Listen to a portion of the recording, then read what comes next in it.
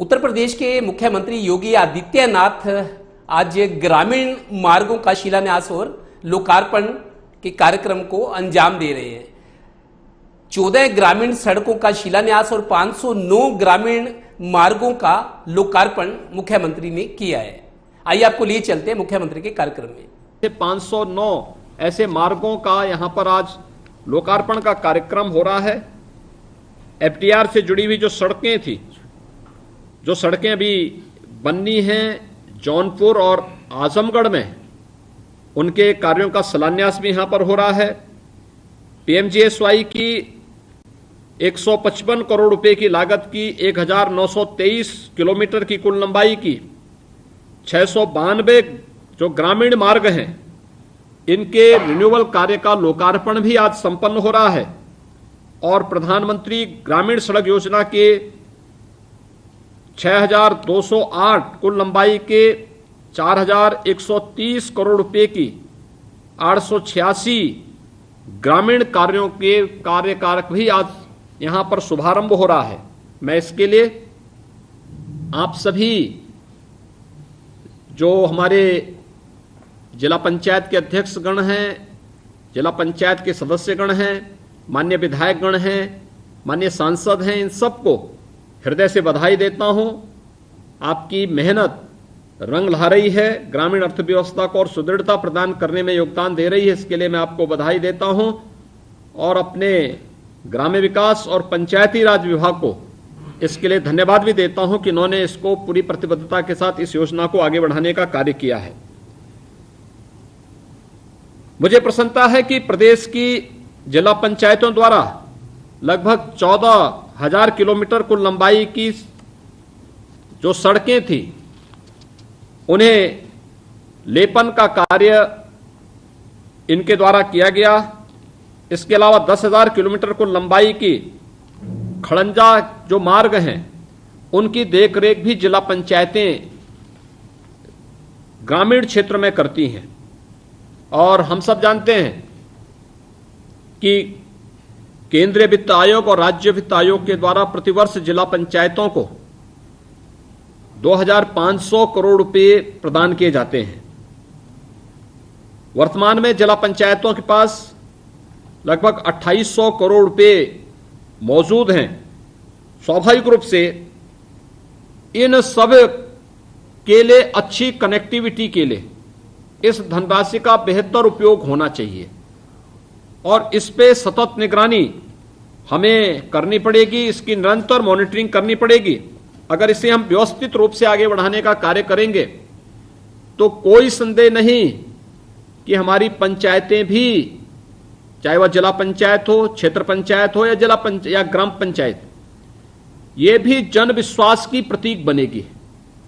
हमें जन विश्वास के प्रतीक के रूप में हर हाल में इसे बनाना पड़ेगा और इस दिशा से जो प्रयास शासन स्तर पर प्रारंभ किए गए हैं कि कमिश्नरी स्तर पर एक स्टेट क्वालिटी मॉनिटर तैनात करने की कार्रवाई भी संपन्न हुई है। यह कार्य, मुझे लगता है कि कार्य की गुणवत्ता को ध्यान में रख करके और कार्य की समयबद्धता को ध्यान में रखने के लिए अत्यंत महत्वपूर्ण था। यह कार्य आज आप सब के ऊपर भी यह जिम्मेदारी मैं सौंप रहा हूं कि हम अगर अपने अपने जनपदों में इस जिम्मेदारी को लेकर के एक स्वस्थ प्रतिस्पर्धा को आगे बढ़ा दें, तो मुझे लगता है उसका मैसेज, आज के दिन पे पैसे की कमी नहीं, विकास के लिए पैसे का कोई अभाव नहीं, लेकिन पैसा सही जगह समय पर खर्च हो।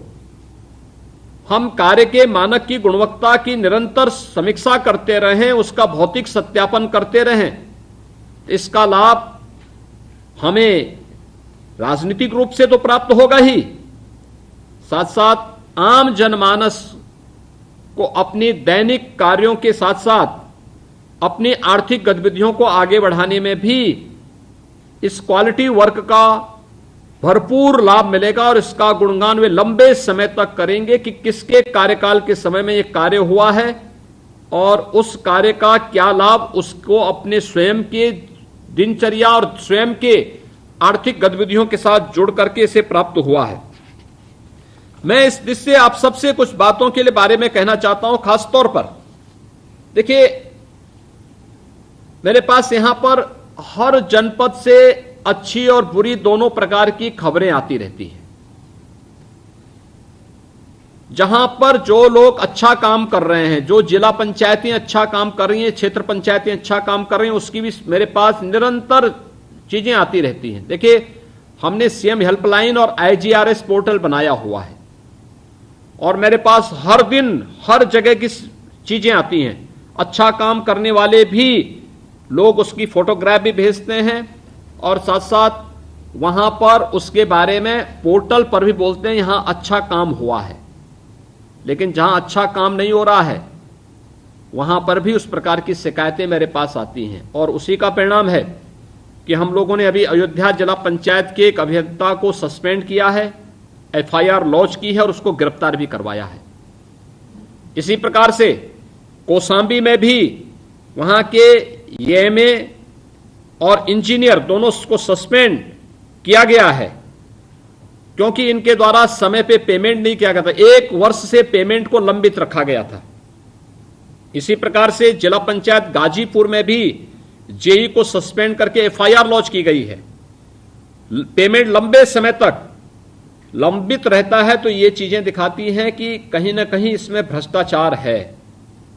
और मेरा आप सबसे आग्रह होगा, जिला पंचायत के अध्यक्षगण और जिले के जो मुख्य विकास अधिकारी हैं और एएमए हैं, वे इस बात को सुनिश्चित करें, कार्य की समयबद्धता को, समय की कार्य की गुणवत्ता को ध्यान में रखते हुए कॉन्ट्रैक्टर को समय पे इसका भुगतान भी हो।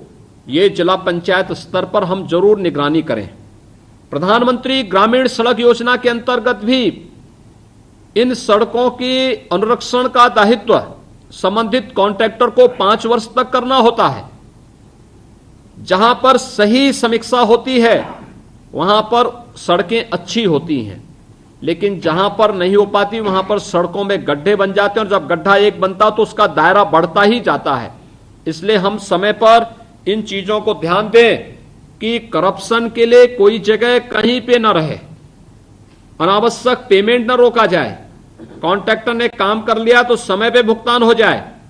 कॉन्ट्रैक्टर जब काम कर रहा है उस समय क्वालिटी की जांच की जाए और कहीं भी किसी को बोलने का अवसर इस पर न किया जाए। किसी को भी इसमें हमें कभी भी कोई अवसर इस पे नहीं देना चाहिए। ये मैं आप लोगों से आग्रह करूंगा कि इस पर हम विशेष ध्यान देंगे तो इसका लाभ जरूर प्राप्त होगा। मुझे आज एक विषय पर आप लोगों से चर्चा करनी है जिस पर यहां पे ग्राम्य विकास और पंचायती राज विभाग बहुत मजबूती के साथ विचार कर रहा है और वह है उत्तर प्रदेश में ग्रामीण इंफ्रास्ट्रक्चर के लिए बहुत अच्छी योजना विभाग लेके आने वाला, बहुत जल्दी लेके आएगा।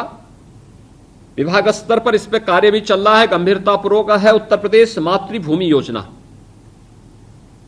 देखिए, अक्सर होता क्या है कि हम लोगों ने अपनी पंचायतों को, चाहे वह ग्राम पंचायत हो, चाहे वह क्षेत्र पंचायत हो या जिला पंचायत हो, इनको स्वावलंबन की ओर अग्रसर करने का प्रयास किया ही नहीं। हर कार्य के लिए हम सरकार पर निर्भर रहते हैं। कोई अपने यहां कोई मॉडल खड़ा करने का प्रयास नहीं हुआ। प्रतिस्पर्धा में हमने स्वस्थ प्रतिस्पर्धा अपने आप बढ़ाने का प्रयास ही नहीं किया। एक तो मैं आप सबसे आग्रह करूंगा कि हम लोग अपने यहां एक स्वस्थ प्रतिस्पर्धा को बढ़ाने की कार्रवाई प्रारंभ करें। और स्वस्थ प्रतिस्पर्धा का मतलब उसको अपनी ग्राम पंचायत को, अपनी क्षेत्र पंचायत को, अपनी जिला पंचायत को, हमारा प्रयास होना चाहिए कि इसको हम आत्मनिर्भरता के लक्ष्य की दिशा में अग्रसर करने के लिए क्या कार्य हो सकते हैं। ये हमारे अधिकारीगण होंगे, जिलाधिकारी होंगे, सीडीओ होंगे, ये लोग ग्राम पंचायतों के साथ, क्षेत्र पंचायतों के साथ और जिला पंचायतों के साथ बैठ करके इस दिशा में कुछ प्रयास प्रारंभ करें, क्योंकि सबकी अपनी अपनी प्रॉपर्टी है। ये प्रॉपर्टी बहुत बार होता क्या है कि कोई भी कब्जा कर लेता है। इसलिए हमारा ध्यान होना चाहिए कि हम इस पर विशेष ध्यान दें कि इस प्रॉपर्टी को खुर्द-बुर्द न करने दें, इस पर अवैध कब्जा न होने दें, बल्कि इस प्रॉपर्टी का उपयोग हम कैसे इस बारे में कर सकते हैं कि ये सभी कार्य इन सब पर जो कार्य खड़ी हो उसको इस संस्था की इनकम के साथ उसको जोड़ा जा सके और जो से इनकम हो फिर उसको विकास के साथ जोड़ा जा सके, एक इस दिशा में प्रयास। दूसरा, उत्तर प्रदेश मातृभूमि योजना। बहुत सारी ग्राम पंचायतें होंगी, क्षेत्र पंचायत होंगी या जिला पंचायत की होंगी, जिनके माध्यम से बहुत सारी योजनाएं हमारी चलती हैं। उन योजनाओं के साथ उस गांव के किसी दानदाता को जोड़ना। ये 50% हम सरकारी पैसा देंगे, 50% कोई व्यक्ति देगा, और फिर इस योजना को हम अलग अलग प्रकार की योजनाओं के इसके साथ जोड़ सकते हैं। गांव में सामुदायिक भवन बनना है, जो व्यक्ति 60% कंट्रीब्यूशन या 50% कंट्रीब्यूशन देता है, एक मॉडल आप दे दीजिए। उस मॉडल ग्राम्य विकास और पंचायती राज विभाग यहां से तय करेगा। उसमें आधा पैसा वो दें, आधा हम दें, नाम उसका हम दे देंगे कि फलाने अपनी किसी परिवार की स्मृति में या वो स्वयं अपने किसी पूर्वज की स्मृति में बनाना चाहता है, आधा पैसे का कंट्रीब्यूशन दे, हम यहां से आधा पैसा देते हैं और वह भवन बन करके तैयार हो। इसी प्रकार से गांव में ओपन जिम का निर्माण हो सकता है, आधा पैसा ग्राम पंचायत निधि से हम कर सकते हैं, आधा पैसा इससे कर सकते हैं। या गांव में ग्रामीण खेल का मैदान बनाने के लिए या स्टेडियम बनाने के लिए भी हम इसका उपयोग कर सकते हैं। गांव में तमाम अन्य योजनाओं को, ये ग्रामीण क्षेत्र किसी न किसी क्षेत्र पंचायत के दायरे में, किसी न किसी जिला पंचायत के क्षेत्र में आता ही है। इन सभी योजनाओं को हम इसके साथ जोड़ सकते हैं। और जो अभी हमारी प्रारंभिक इस पे चर्चा चल रही है, इसमें खास तौर पर जिन योजनाओं को हम इसके साथ जोड़ सकते हैं, इसमें चिकित्सा केंद्र, प्राथमिक और सामुदायिक स्वास्थ्य केंद्रों को इसके साथ जोड़ सकते हैं, आंगनबाड़ी है, पुस्तकालय है, ग्रामीण क्षेत्र में ऑडिटोरियम के निर्माण का हो सकता है, खेल यानी स्टेडियम का हो सकता है, व्यायामशाला, ओपन जिम का निर्माण, अपने गांव को स्मार्ट विलेज के रूप में विकसित करने के लिए वहां पर हम सीसीटीवी कैमरे और पब्लिक एड्रेस सिस्टम के साथ जोड़ने का कार्य कर सकते हैं। अंत्येष्टि स्थल के निर्माण में इस कार्य को कर सकते हैं। ग्रामीण क्षेत्र में हम कैसे सीवरेज की प्रणाली और उसको एसटीपी सिस्टम के साथ जोड़ सकते हैं, इसमें मुझे लगता है कि हमें वे मॉडल अपनाने चाहिए जिसमें जो सस्टेनेबल बन सके। बहुत सारे ऐसे मॉडल देश के अंदर बन चुके हैं और उस मॉडल को आप वहां पे अपना सकते हैं। यात्री शेड का निर्माण कोई कर सकता है, बस स्टेशन का निर्माण कर सकता है, इस सोलर स्ट्रीट लाइट के माध्यम से इस कार्यक्रम को आगे बढ़ाया जा सकता है। पशु सुधार और यानी पशुओं के नस्ल सुधार के केंद्र के विकास के लिए कंट्रीब्यूशन हो सकता है। फायर सर्विस स्टेशन के रूप में लोग कंट्रीब्यूशन दे सकते हैं। या फिर ग्रामीण क्षेत्र में जितने भी आर्टिजन हैं, इनके बारे में कुछ ना कुछ है ग्रामीण क्षेत्र में। ये गांव वैसे नहीं बसा है, हमारे पूर्वजों ने कुछ योगदान किया है वहां पे, उनके साथ जुड़ी हुई कुछ उनकी हस्तशिल्प उनके साथ में है। इनको भी हम वहां इसके माध्यम से आगे बढ़ाने के लिए उस प्रकार का सेंटर विकसित कर सकते हैं। ग्रामीण दुग्ध संग्रह केंद्र का निर्माण कर सकते हैं, चारागाह के विकास में कंट्रीब्यूशन ले सकते हैं। या फिर ग्रामीण क्षेत्र से जुड़े हुए रोजगार परक या ग्रामीण क्षेत्र को स्वावलंबन की ओर अग्रसर करने के लिए इस योजना को हम लागू कर सकते हैं। और मैं चाहूंगा कि ग्राम्य विकास और पंचायती राज विभाग इस क्षेत्र में हमारी त्रिस्तरीय पंचायतों को जोड़ करके इसको अविलंब आगे बढ़ाने की कार्रवाई होनी चाहिए। और मुझे लगता है कि अगली कैबिनेट तक इसको ला करके हम इसको लागू करें। और मैं अपील करूंगा कि उत्तर प्रदेश मातृभूमि की इस योजना के साथ हमारी सभी पंचायतें जुड़ें और हर जिला पंचायत में, क्षेत्र पंचायत में, ग्राम्य पंचायतों में एक प्रतिस्पर्धा होनी चाहिए। ग्राम्य पंचायतों को जनपद स्तर पर